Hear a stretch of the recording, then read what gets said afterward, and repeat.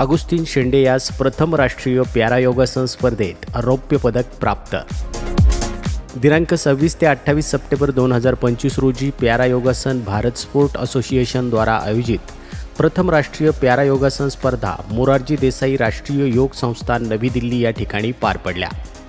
या स्पर्धेमध्ये संपूर्ण भारतातील विविध राज्यातील मूकबधिर, अंध, ऑर्थोपेडिकल अपंग अशा विविध गटातून 200 पॅरा योगपटू सहभागी झाले।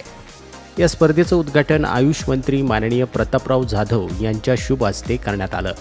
या प्रथम राष्ट्रीय पॅरा अर्थात दिव्यांग योगासन क्रीडा स्पर्धेत आत्मा मालिक इंटरनॅशनल स्कूल शहापूर जिल्हा ठाणे येथील इयत्ता 9वीतील विद्यार्थी अगुस्तीन प्रमोद शेंडे यानं महाराष्ट्र राज्यातून सुवर्णपदक मिळवून त्याची राष्ट्रीय योगासन स्पर्धेत निवड करण्यात आली होती।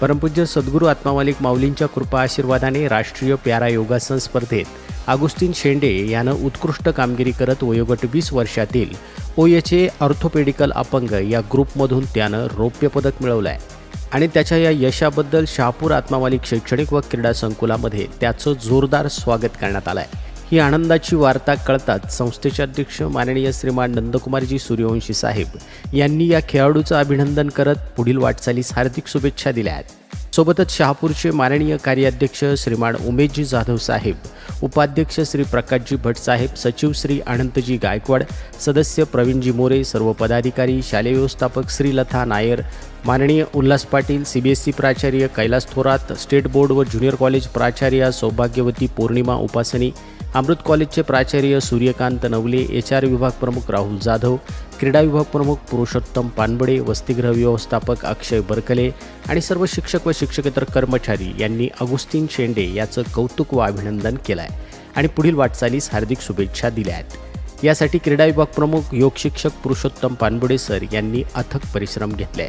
आत्मा मालिक न्यूजसाठी संपादक सागर अहिरे, कोकम ठाण।